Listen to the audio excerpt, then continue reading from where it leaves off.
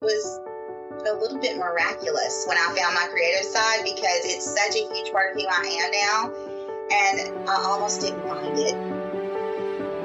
Welcome to Make and Decorate, a podcast for makers who love to sew, quilt, and decorate.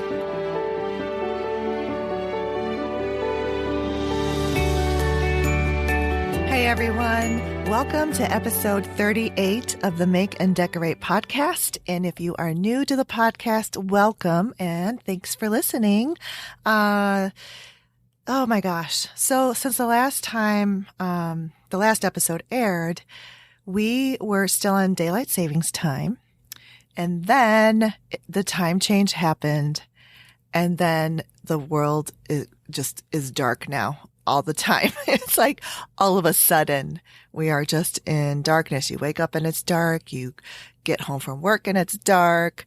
So it's just a very abrupt change and has had an effect on a lot of people here. Not only that, but winter has come early and it has completely kicked fall like off the calendar. You know, it's technically fall until December, 21st or whatever. But, winter decided, hey, I am making an early appearance and I'm bringing the polar vortex with me. It's 19 degrees out right now as I record this, but the wind chill is 3. So when you go outside, it feels like 3 degrees and that your face is going to fall off. That is how cold it is out there. Oh my gosh. There was just absolutely no transition. This is how it always is here. There's no transition from spring to summer, no transition from fall to winter, or sometimes there is, but this year, no, absolutely not. So anyway, oh my gosh, it's terrible. You know, on the week of Halloween, we got like this, first kind of snow thing that happened. And it really bummed me out because I was just talking about how we were at the peak of the color and the trees were absolutely gorgeous and beautiful. And then as soon as the snow dumped, it killed it all. I'm driving down the street and what was once this glorious red maple tree with all the leaves were still on it, but they were all droopy and turning brown. And I was so sad. All right. Well, anyway, then I got over it a little bit. I mean, I have to have something to help me. So and this is not just me. It's kind of been like a thing here where I've gotten into the Christmas spirit super early and I never do. I'm always one of those like, let's enjoy Thanksgiving first. Let's, enjoy that before we hop into our, Christmas decorating music, blah, blah, blah. And no, this time for some reason, I think it's the cold weather. It's cold and it feels like, December, January. It really feels like January, but so yeah, and I think I just need to surround myself with things that make me happy because I do get that SAD syndrome, the seasonal affective disorder. So I've learned that, there's certain things that I can do that helps me. And one of those things is to count down to the winter solstice. And that's why I know, winter solstice is December 21st. Or right around that time. And then as soon as we hit that date, I just have this sigh of relief because I know every day after this, we get a little bit of sun, a little bit of daylight back every day.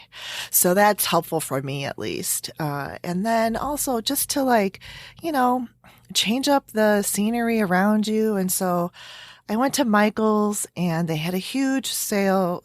That's the other thing that's going on here. All of a sudden this year, all of the retailers are starting Black Friday and turning it into Black Friday month. So the second Halloween was over, it was like to the races with these retailers. And they're like, Black Friday prices now. Well, guess what? I think it's worked for these retailers because here I am sitting in Michael's went in there for one thing and I have a whole cart full, and I had made all of these decisions while in the store that A, I'm changing the color scheme to my Christmas decorating. And B, I'm going to make a new wreath. And let's see, C, I'm going to hang on to my little, what I call my Charlie Brown Christmas tree one more season, because I really, really, really wanted a new Christmas tree, but they are outrageously expensive. I know that like once you invest in one, it's like you have it year after year after year. And that's one of the reasons why I do want to invest in my next Christmas tree. I want to invest in a nice one, because the nicer ones that kind of have a little bit more of a realistic look and feel and fullness to them, they're really pretty. I mean, if I always loved real Christmas trees, but I know it's an environmental thing, but still the smell of pine. That's why I still, Costco will sell the fresh pine garland and a fresh pine. I always get that every year, like a fresh pine wreath and garland, so that I have that smell, fresh smell of the fir, whatever, Fraser fir or whatever. And but anyway, I'm digressing again. I'm so scattered everywhere. But so yeah, so I decided I'm going to wait until after Christmas, and I want to see if the prices fall. There's a company that does Christmas trees really very well, Balsam Hill. Some of you may have a Christmas tree from them. They're really beautiful and gorgeous. So, and they've got 3 different levels of like realness and price points. So I like that about them. They really, I think, give sort of a nice variation and levels of investment. And let me tell you, I saw like, $2,000 and $4,000 trees on there. Holy. But you know what? Some people live for Christmas, and I kind of can get that, I think. So if I were like one of those people, just like how we are, like, other people that don't sew would think that we are off our rockers if we invest $1,000 in a sewing machine or even more.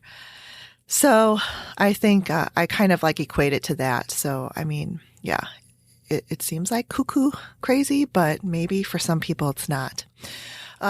So anyway, yeah. So what I'm going to do to make my little Charlie Brown tree last another season is I got this faux garland to kind of wrap in the inside and weave in between the branches to really like fill them out a little bit more and make it look a little bit more full. And really every time like the ornaments and the ribbons and, the decorations are put on there, it still looks really pretty with the lights and everything. So yeah, I traditionally,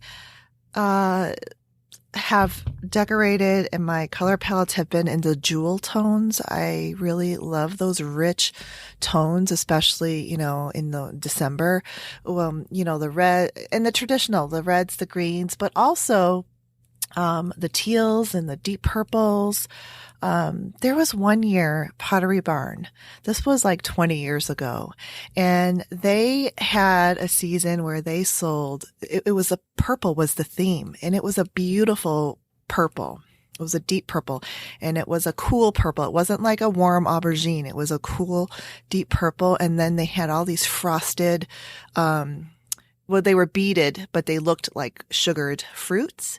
And the jingle bells were in grapes.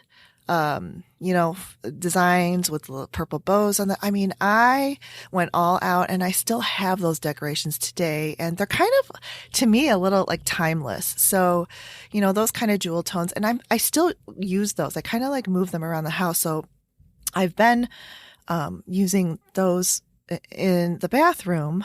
But now this is a whole domino effect. So I also got a shower curtain and little shower hooks that are Christmas. And I've never done that before.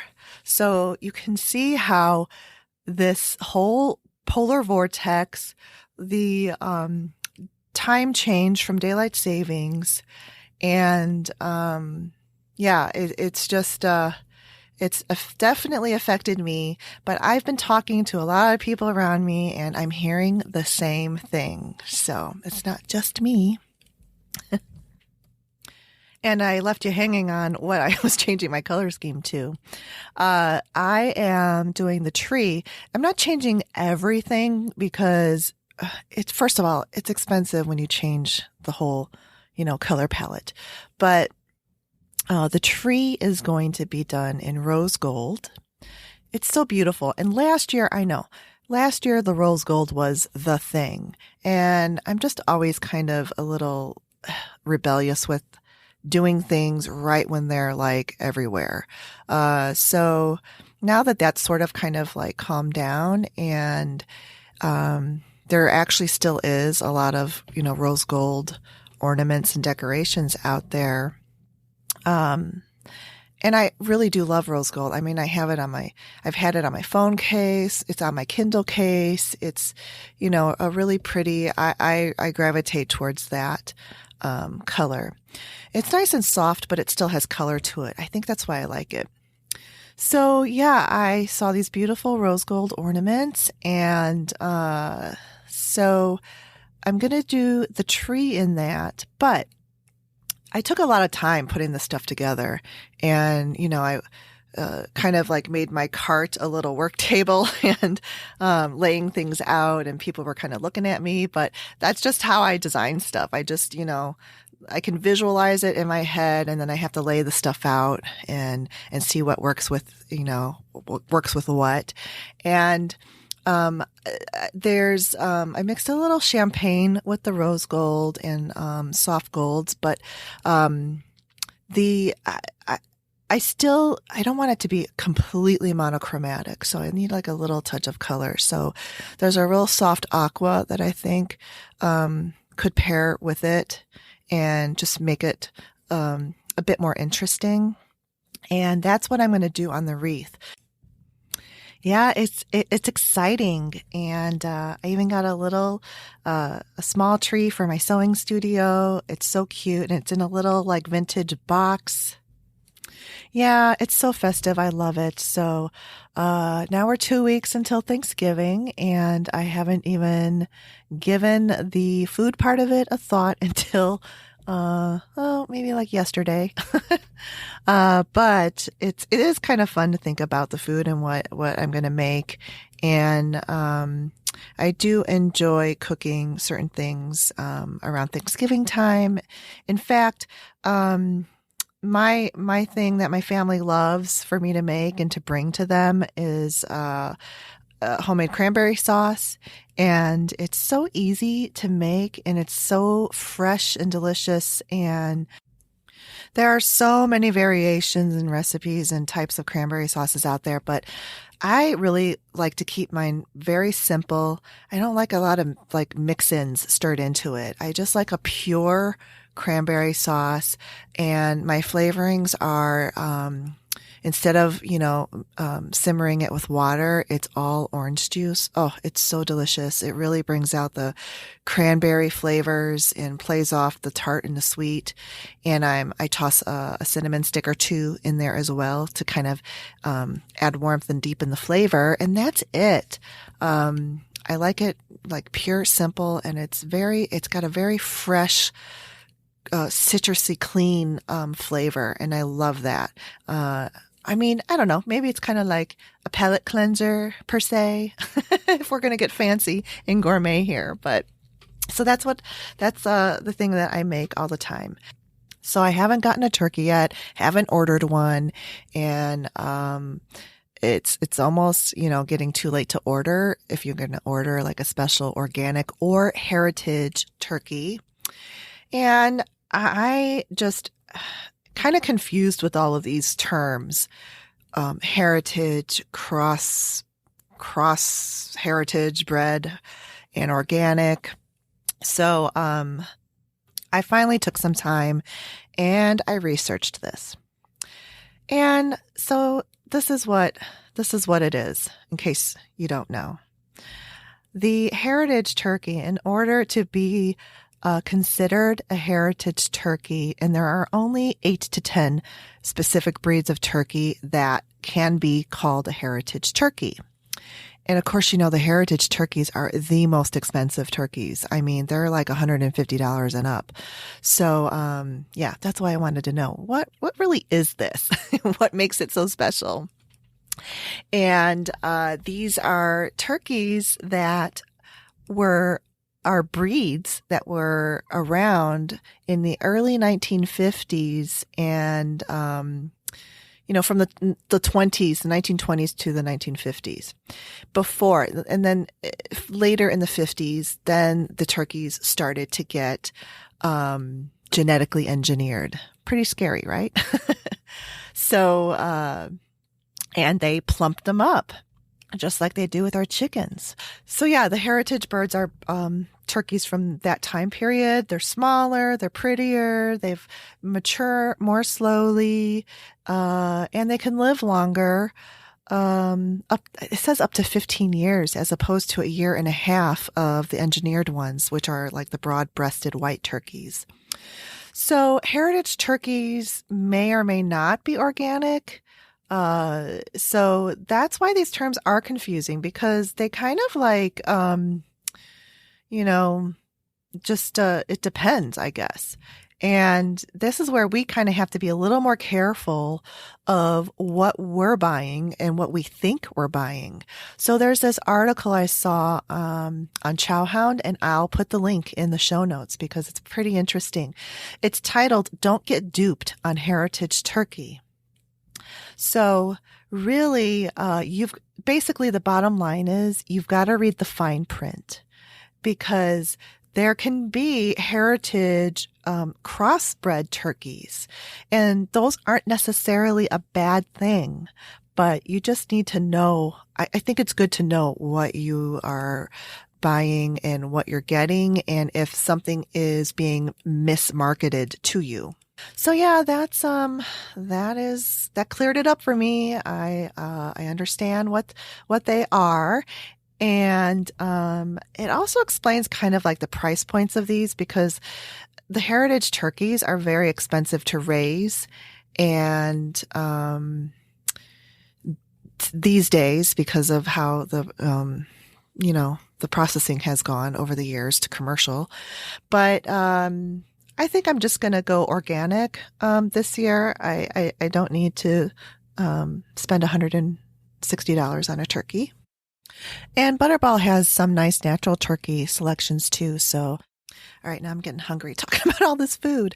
Okay, we're done. Done talking about food. So I started listening to a new podcast. I mean, literally just listened to the first episode today. And I have to share this with you. It's so good. It is called Dolly Parton's America. And it's about Dolly Parton. I really like Dolly Parton. I mean, I grew up with Dolly Parton music, and she was in the Working 9 to 5 movie in the 80s. Her music is just brilliant. She is so talented, but this podcast is so much more. It really just goes into the time that Dolly Parton, started to become famous, and it's a specific time in history where things were very different, and she's such a great songwriter because she can draw from these experiences. And you have to listen to it. It's pretty amazing. It's very interesting. So I can't wait to go on to the next episodes, but I wanted to share that with you, and I'll put a link to that in the show notes. All right. So before I get to the guest, I I want to let you know that I got some more iTunes reviews, 3 in October, and I don't go and check this all the time, and there's no way that they notify you. So I try to check it like maybe once a month. But I don't want to get crazy about it, of course. But when I saw this, I did a little squeal because when I see reviews on there and when they also are very nice and positive and great reviews, even better. So thank you so much to everyone who has taken the time to type up a review and enter it onto iTunes. And I have to say, these 3 people found me through Frances Dowell's podcast, The Off-Kilter Quilt. And I did say in an episode or so ago that I heard, because I listened to her podcast too. So she said some very nice things, and I'm so appreciative of that. And I love that, the podcast here in our, I don't know, I want to say industry, but our type of hobby and craft are pretty supportive of each other. And I love that. I love, telling you guys about other people's podcasts that I listen to and want you to listen to them. And, it's not at all like a competition thing, even though they could be considered my competition. I just don't see it that way. So, this is wonderful. Thank you so much. And, just a reminder, if you haven't done so already, you can do an iTunes review, even if you just want to click, the stars and you don't want to take the time to type something. But wow, that means the world to me. And thank you so much. Also, thank you to the Patreon supporters that I have. And Kimberly from Ohio, she's a very generous Patreon supporter, and she's on one of the higher tiers of support. So I just want to give her, the special recognition because I didn't expect, a lot of people at that level because, there's so many things today. There's so many subscriptions. So I totally get that and understand that, but I really appreciate it. So, that, and also, the monthly bonus episode is coming out on Friday this week, just so you Patreon supporters know. All right. So we're going to, get into the guest, on the episode today. And as I was editing this, we talked for 2 hours, and, my guest is Tracie Claiborne. So I decided to divide it up into 2 episodes. So I will publish the second half of our conversation in 2 weeks on Thanksgiving. And it actually kind of divides up perfectly because in this episode, Tracie is a scrapbook kind of like professional. She has a podcast and has been doing this podcast for years. She hosts with another podcast. She hosts with another scrapbook person, and Tiffany. So we talk about scrapbooking, and she gives some really good tips because even though like a lot of us are quilters and we sew, we also do kind of want to know what to do with all of these pictures we take. And even though we don't have the time, because I know I don't have the time to, get heavily into scrapbooking, there are ways, and we talk about that in the podcast. So I hope you enjoy this. And in the second half of the podcast, we delve into decorating. Home decorating is one of Tracie's things that she loves and is known for. And so we'll talk about that on the second half of the episode. All right, so I hope you enjoy. Okay, so today on the show, my guest is Tracie Claiborne. And Tracie is a co-host of a podcast called The Scrap Gals. And this is, no, it's not a quilting podcast because a lot of my listeners are quilters, but it's a scrapbooking podcast. And I started listening to it a few years back. And Tracie is also a hand lettering artist and a memory keeper. So welcome, Tracie. Thank you so much for coming on my show. Thanks for having me. I'm so excited to be here. Oh, I'm so excited to talk to you. So yeah, you know what? I'm not like a scrapbooker per se, but I had some interest in it. And that's why your show drew me in like about, I don't know, 3 years ago. Great. Yeah. And I really enjoyed, and I really learned a lot. So, and I think there are some parallels, and I have met some quilters that also do scrapbooking. There's a lot of people who do cross, crafts and hobbies. Right. And you talked a lot about decorating, and I'm an interior designer. So that's another reason why I wanted to have you on the show, because it's make and decorate. Right. So yeah, we're going to talk about that today, and we're going to talk about your scrapbooking and the lettering. So let's just jump into this. And first of all, where are you calling from? Like, where do you live? I'm about 20 minutes outside of Nashville, Tennessee. So I'm sure you can tell by my accent. I'm deep in the South. Great. Yeah. You have such a great voice for the podcast, I think, because you have such a sweet, and I mean this very complimentary, a very like sweet, sugary Southern accent that is easy to listen to. And like me, I have a very hard, harsh Chicago accent. So I'm in Chicago. But anyway, so yeah, I just like to, point out, and I do have listeners in Nashville, so this is good. Awesome. Yeah.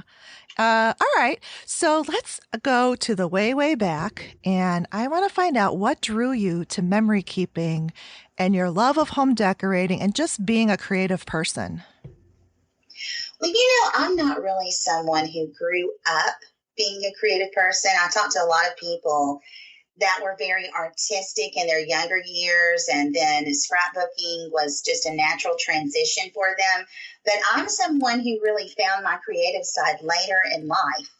And so I was 31 when I got into memory keeping, and it's because I had a 1-year-old baby, and I had a great camera. I had always loved photography, and I had all these incredible pictures of her and wanted to do something with them.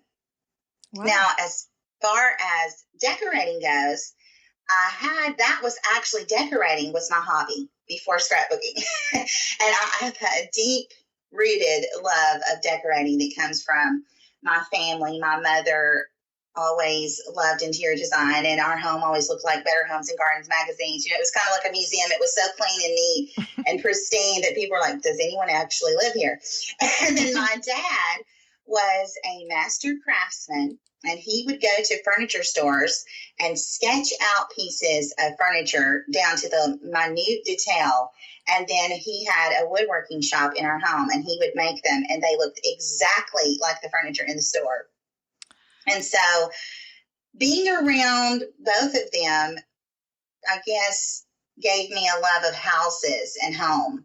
And we built, as of now, my mom has built 7 houses. So we were always building and moving a house, and I love architecture. And I think really my dream job in life would be to be a contractor and something to do with homes. So I just love cozying up my home. And so I feel like memory keeping and scrapbooking is an easy transition for someone who has a background of loving good design. And it's helpful to know about design when you're going to make a page. And so I had studied design. Really, I would pore over decorating magazines from the time I got married in 1991. So this was about 12 years later that I got into scrapbooking, but I feel like I already had a good firm foundation of design in my head, and it made it an easy segue for me into scrapbooking. But really for scrapbooking, it was just I wanted something to do with my photos.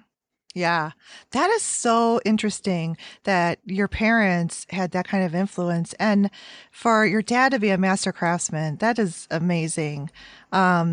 Because you really do, I think, learn an appreciation for furniture and how it's made, and it just doesn't like appear on a store floor.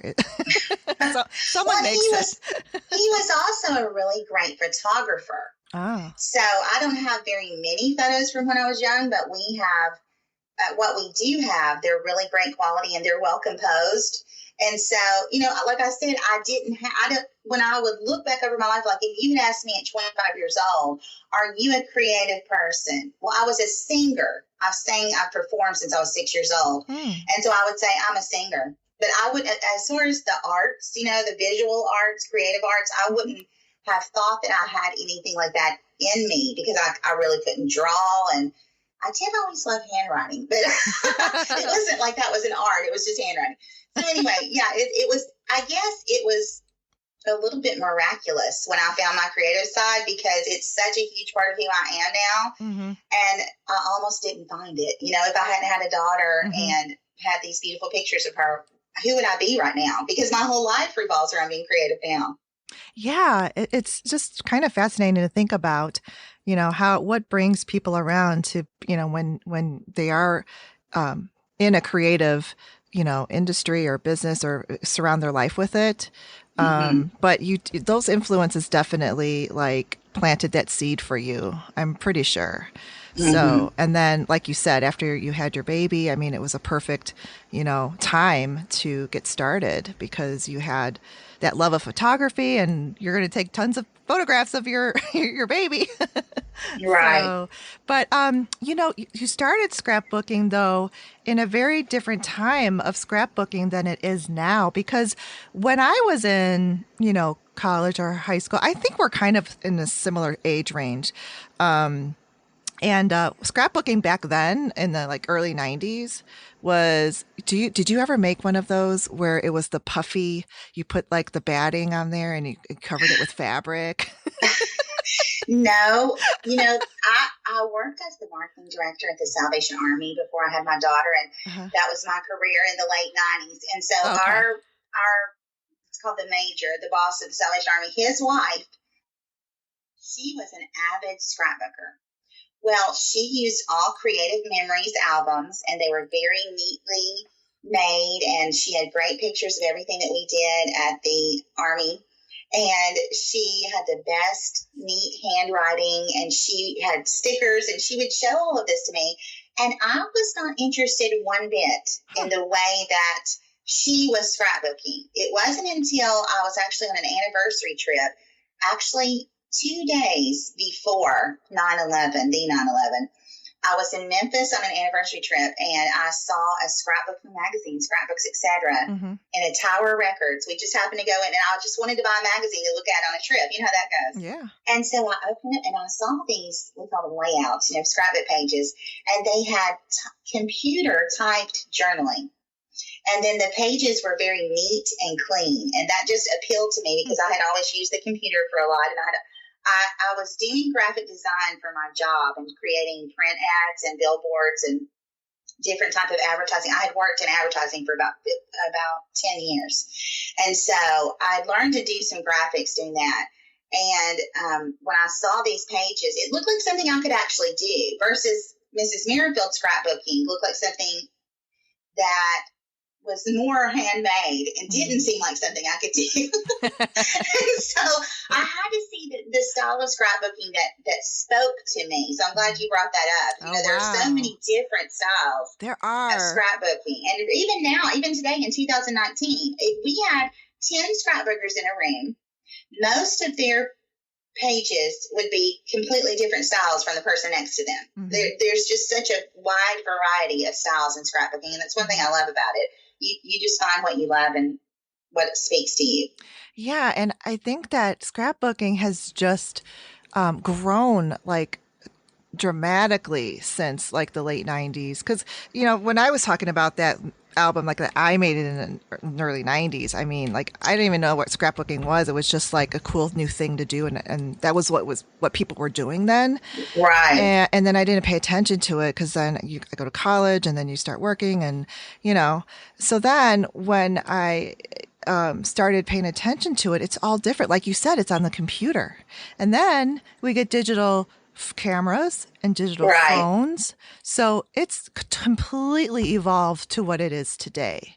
So Yeah. I just want to talk a little bit about just like the digital versus the tangible tactile paper, books printed, stuff like that. Like, which you said you were, really drawn to like the computer printed layouts, right? Well, this is a hilarious fact about me. I do hand lettering, but I don't love my normal handwriting. Those are two different things. Just your regular handwriting, and Mm-hmm. then when you do hand lettering, it's more you're drawing the letters. But Okay. one reason that I was never attracted to scrapbooking for myself was I thought I will not like my handwriting if I write all over the pages. And I knew I had a lot to say, obviously. I knew I wanted to write on the pages, and then I would try, I would just write, and I didn't like it. And so that, I think, is what drew me when I saw that the journaling was typed up, the story part of the page was typed up. But I do love a textural scrapbooking page. I've never been drawn to a completely digital page, personally, because it does kind of just seem like something I would create, like a graphic on the computer, and then I would just print it out, and it's very flat. Mm-hmm. Yep. One thing that I really love about scrapbooking is the artistic side of it, not as far as like splattering paint on the page, which some people do, but just the beautiful papers and the stickers and the dimensional embellishments. So I try to kind of combine, I guess you would call that hybrid. Mm-hmm. So I do my journaling on the computer, but everything else that I do, I usually use a physical product. So I do really love, actual products and not making them on the computer. But as you said, scrapbooking has evolved, and I think now we're at about a 70-30, that there are people, the old school scrapbookers who've done it the way they always have, and they still love, the same style and look of scrapbooking that they started with. That's probably 70%, maybe 60-40. And then there's 30% or 40% that have embraced a newer modern style, and it's very hybrid. A lot of stuff is printed on the computer, and it's a very clean and fresh look. Then there's this other group, maybe 10% of those people they're throwing paint all over the page. It's very mixed media. And I think those are kind of the three styles. You have very traditional scrapbooking, and then a very modern, fresh, hybrid look, and then a very mixed media, artsy look. In fact, I'm not sure about the ratio of those, but there's a percentage for each, Yeah, but that helps narrow it down, because it's such a vast, thing, and it's overwhelming to, it definitely was overwhelming to me, and that's why I liked listening to your show, because I wasn't even doing it yet. I was just finding out what you guys were doing, and then you guys like use these little acronyms of like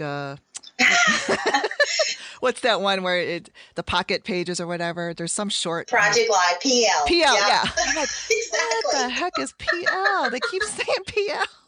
It's Project We Live. really try to have a variety of styles, and we try to have a variety of guests on the show to represent a variety of styles, because we want to have something to appeal to all of our listeners, and we're very, very aware that everyone doesn't scrapbook like we do. So we realize there's just such a wide array of styles and tastes out there that is something that it could be difficult, but we see it more as an opportunity to talk about a lot of different topics. So, we thought, because we're 5 years in on the Scrap Gals, and I think this week we're on episode 288, something like that. And so I recently thought, are we going to run out of topics?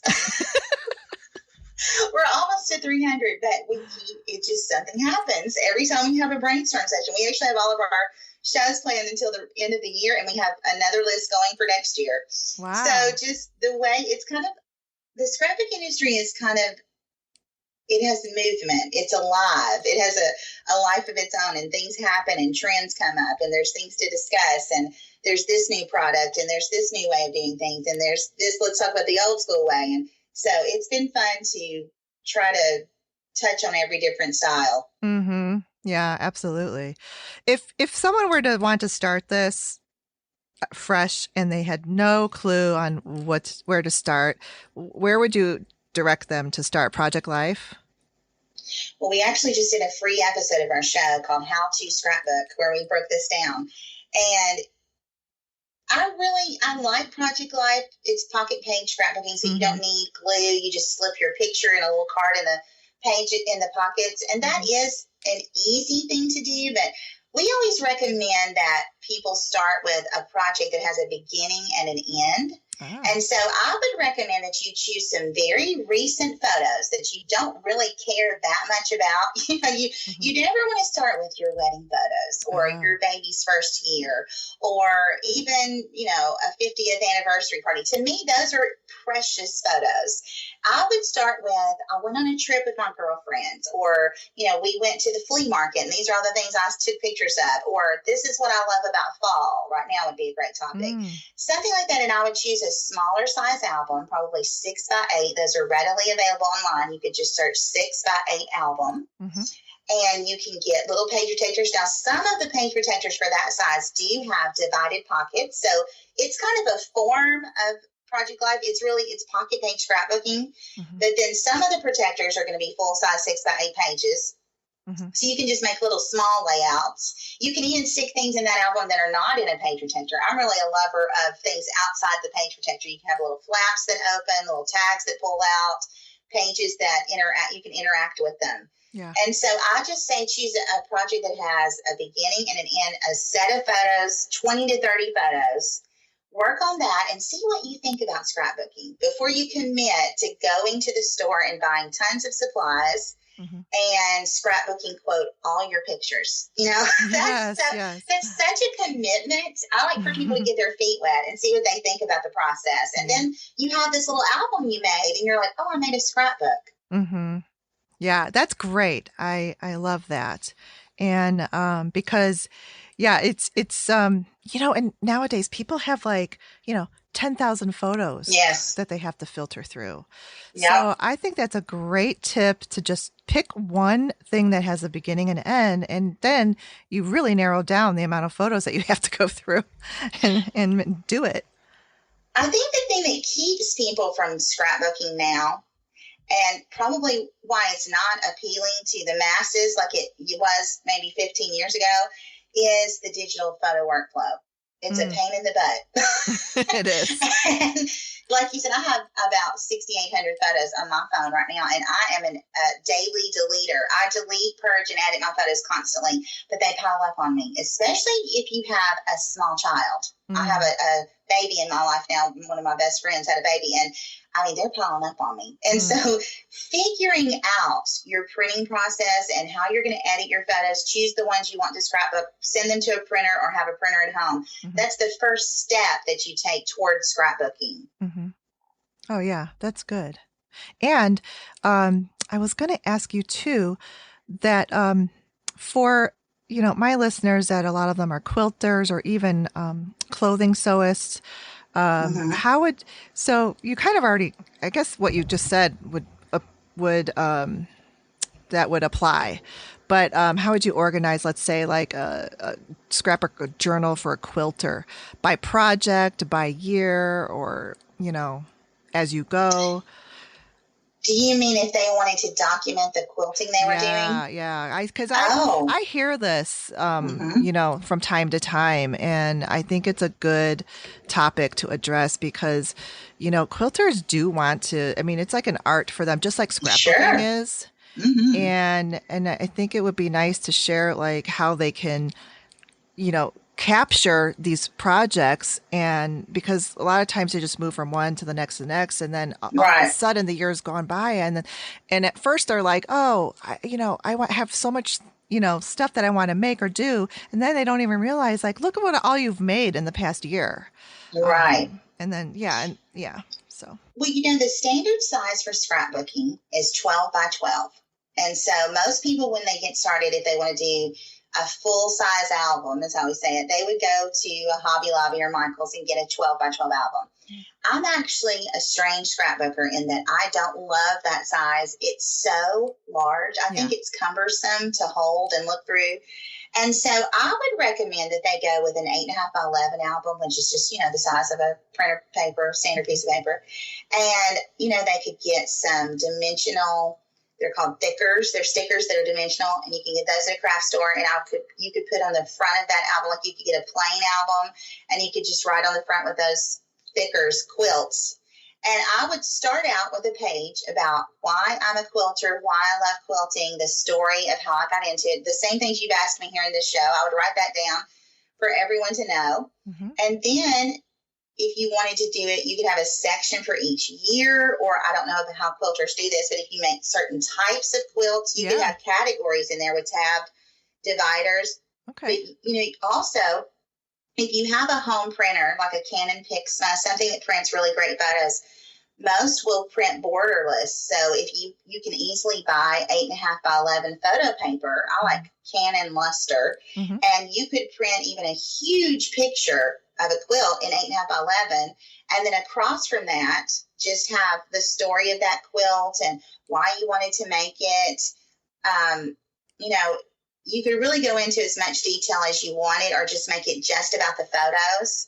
I wouldn't go out and buy a ton of scrapbook supplies. I would print my photos first and kind of sketch out the album and have a plan. Mm-hmm. I would buy the album and photo paper. I would concentrate on the photos. And then when I saw the colors in the photos, I would go and buy some generic embellishments and papers that maybe floral, just things that went with the way the quilt looked. Okay.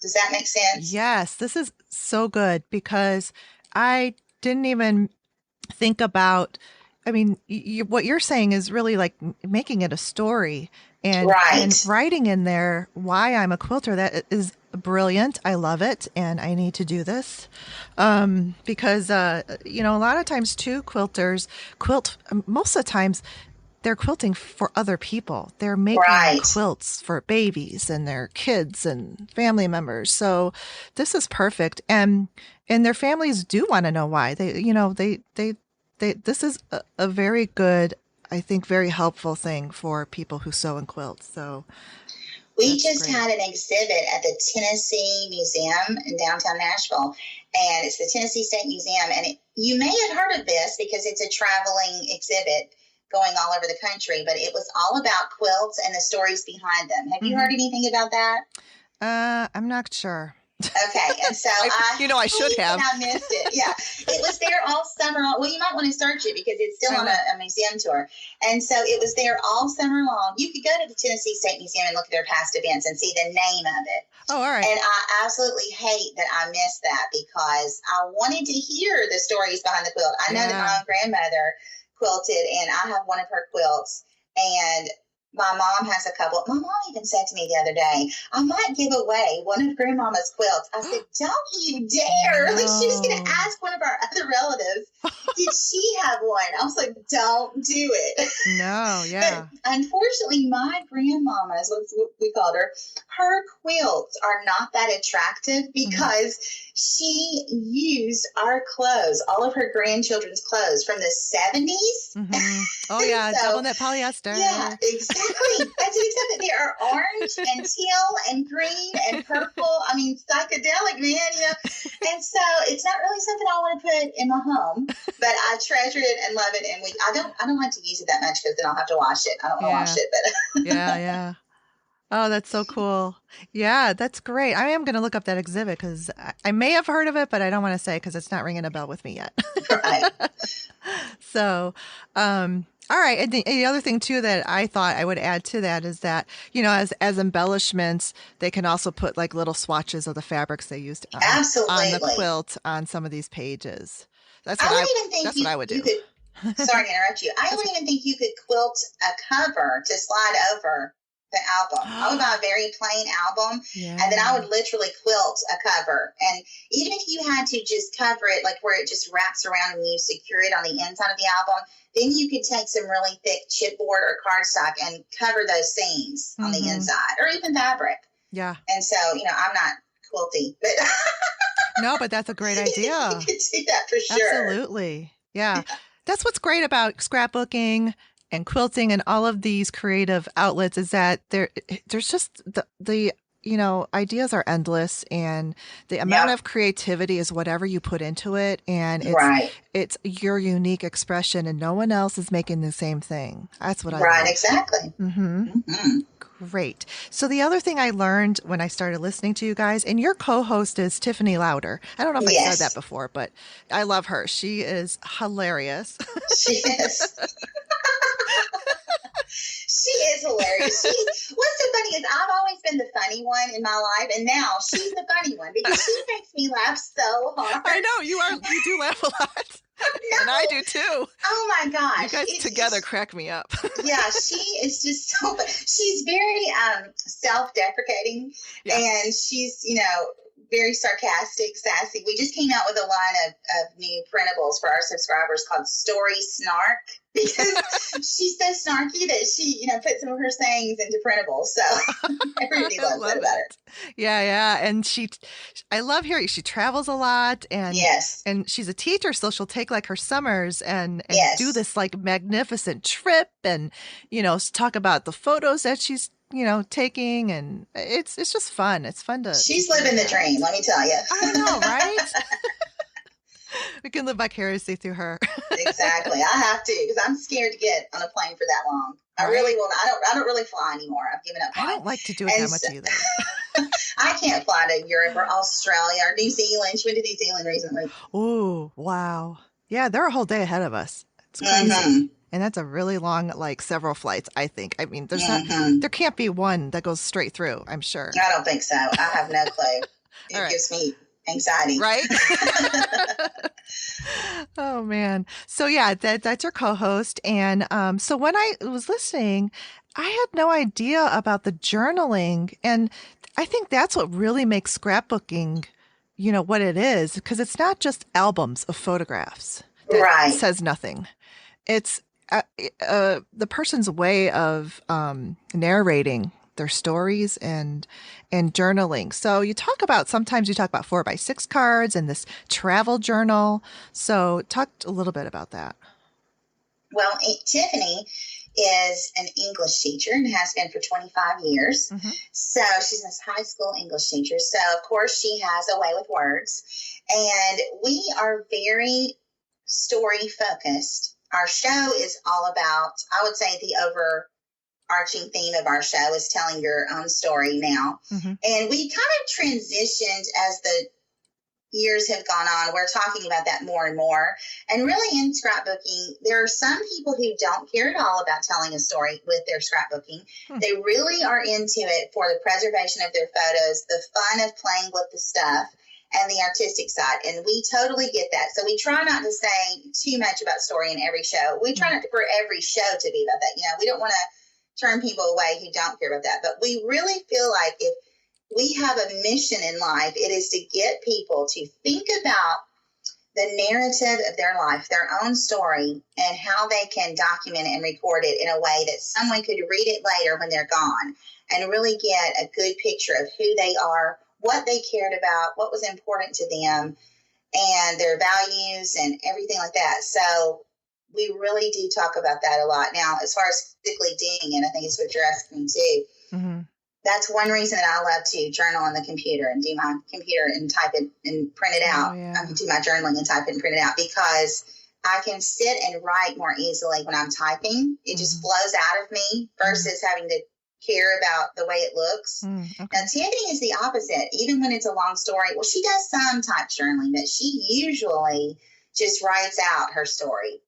Okay. And I think it's a quicker process when you're scrapbooking. If you're writing out your story, you never have to go to your computer and worry about formatting things. But I really love to print things. So you can print your story on a piece of vellum. You can, like you were talking about pocket pages, you could use a little 4x6 or 3x4 card and slip it in. But what I actually do is my standard size of scrapbooking would be 6x8 or 8.5x11. So what I do is I move everything around before I commit to gluing anything down. And I find the place where the story is going to be on the page. And then I use some pencil marks and make a place on the page and kind of eyeball it. And I type it up. And I run my background piece for my scrapbook page through the printer first. So I usually put my journaling down first. Okay. And then I build the page around that. I've always done that since the beginning of my scrapbooking. That's just kind of how I do it. Yeah, I like that. All right, good. That's a great tip. Because it's, for people like me who doesn't, I don't do that on a normal like hobby basis, but just to get an idea of how to incorporate that. And that's a good starting place, is to print out on your background and then arrange your photos around that story. And let me tell you one tip too. This is a really popular look, and it was, I think, started by Allie Edwards, who's like the guru of scrapbooking. She's kind of the it girl in scrapbooking right now. Everybody just looks to her for inspiration. And so she really has developed a style of, let's say in a 6x8 album, she puts one full page 6x8 photo on the left, for instance, and then on the right, she pairs that with a full page of journaling. And so it probably doesn't completely, it's probably the journaling part is not 8 inches tall. It's more like it starts about a third of the way down. So she has a little space at the top for your eye to rest. And, she just writes her story, and then she'll put some kind of little icon or sticker or something cute at the top of the journaling just to give it a little sass, And then maybe she'll add some embellishments to the photo too, but not a lot. So it's a very clean look. This is really modern scrapbooking as we think about it. If you want to see that style, go to allieedwards.com, because she's really the model of inspiration for people who love to do that style. And so the thing to keep in mind is, if you have a lot of stories you want to tell about your life, it's that simple. You just have a picture on one side and the story on the other side. And it's clean, it's neat, it's easy and quick. I like that. That's really cool. And that's also very good for people who are short of time, or, you know what I mean? That's great. I love that. Okay, cool. And, so yeah, I just wanted to give my listeners just a good, like, kind of overview of the scrapbooking scene and your podcast with Tiffany. And I'll put this in the show notes, but go ahead and tell people where they can find you for your Scrap Gals podcast. Okay, our show is now exclusively on Podbean. We have a premium podcast. So you can't go to the podcast app on your phone, like on an iPhone, and find us.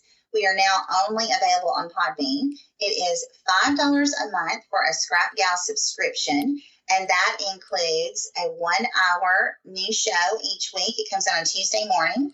And then we also offer our subscribers an assortment of printables and digital content that we come out with every month. So, for instance, in October, we just released 8 3x4 cards and 2 4x6 cards in a fall theme. And then every month we have gratitude cards that you can print out. Even if you don't scrapbook, you can just print out this gratitude card. It has lines on it for you to write down your blessings and what you're thankful for that month. We have the behind the scenes videos, and we have tip sheets. So let's say we do a show about 25 ways to create backgrounds. That's one that's coming up. We'll have a sheet that you can print out with the tips of 25 ways. We do worksheets, like we just did a show about documenting exceptional people in our life. And then we had an interview worksheet where you can print that out and do an interview with the people in your life that you want to document. It's so much bonus content. That's something we've just started about 3 months ago in July 2019. Oh, wow. So a Scrap Gal subscription for $5 a month is more than just the podcast. Yeah. The podcast is sketches for your pages. It's a lot of other inspiration. And then we also have a community, the Scrap Gals community on Facebook with 10,000 crafters. So you can talk to everyone else about scrapbooking. Yes, I'm in that group. That's great. And I took a look at your printables, the fall ones that you have coming out. You have a little snapshot of it, and they're great. That's you guys really reward your people who subscribe every month. And you do a podcast every week. I only do a podcast twice a month, so every other week. Well, and our podcast is it's supposed to be 1 hour, but lately it's been an hour and a half every week. Yeah, me too. I meant to say this earlier. You can go to thescrapgals.com, and it has a complete explanation of everything that we do, what you get, and how to subscribe. Thescrapgals.com. Okay, great. And I will put all of this in show notes, but sometimes people don't go there. So. Right. Thanks for listening to the Make and Decorate podcast.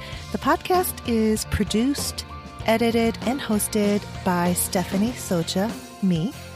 And you can find the show notes at my website, stephaniesochadesign.com. You can find me on Instagram, and remember to rate and review and check out my Patreon page. Bye-bye.